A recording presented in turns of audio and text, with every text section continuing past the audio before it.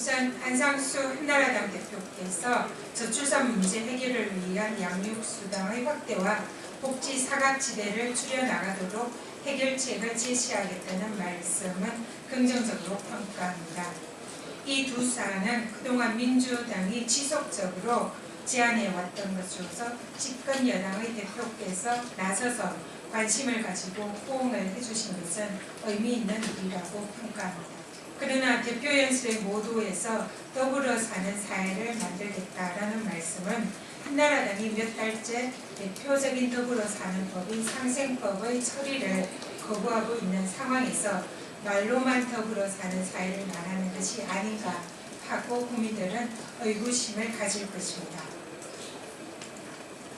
또 대중소기업 상생의 예시로 든 대기업들의 자발적인 상생 협력 방안과 금융 협력 방안은 2009년도에 이미 관련 대기업들이 약속하고도 지키지 않은 그런 실효성 없는 재탕 수준의 대책입니다. 구호만 요란하고 실체는 없는 무늬만 상생인 더불어 사는 사회가 아닐 수 없습니다.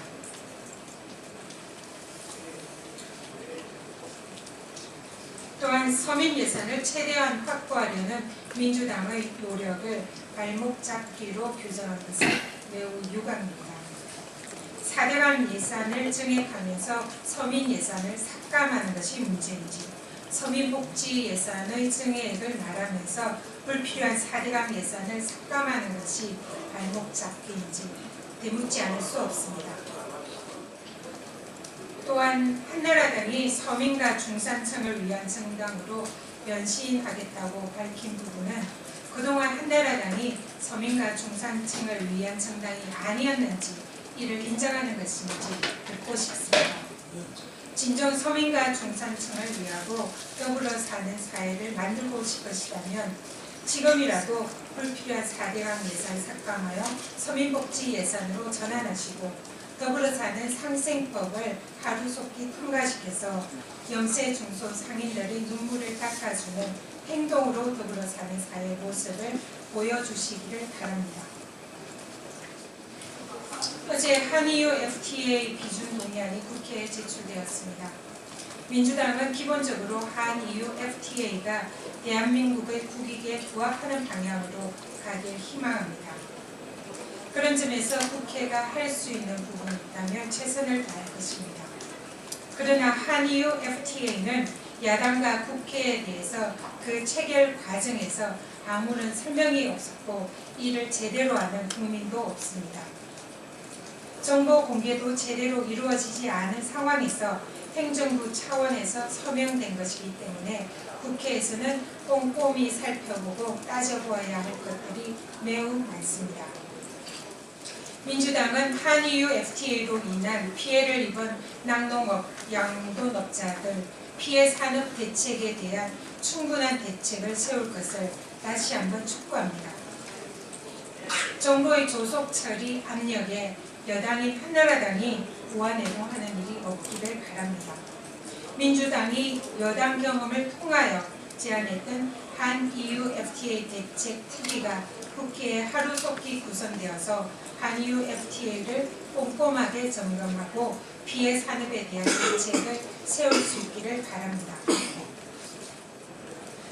경남에 이은 충남에서도 어제 안희정 충남도지사가 4대강 사업에 대한 반대 의사를 명확히 표시하였습니다.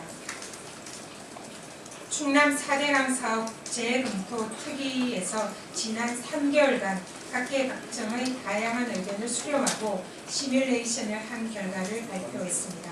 역시 경남과 마찬가지로 보호와 대규모 준설은 반대한다는 의견을 내놓았습니다.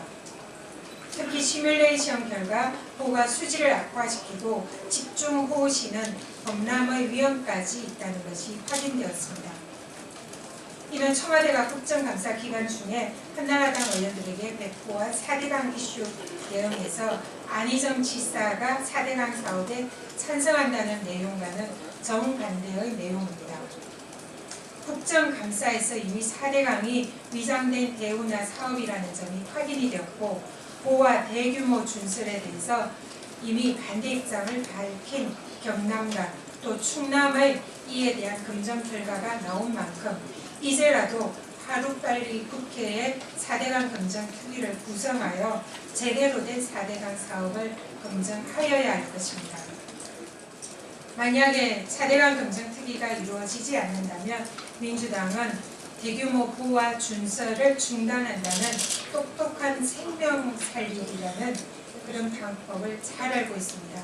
국민과 함께 나서서 투쟁할 수밖에 없음을 다시 한번 분명히 밝혀둡니다.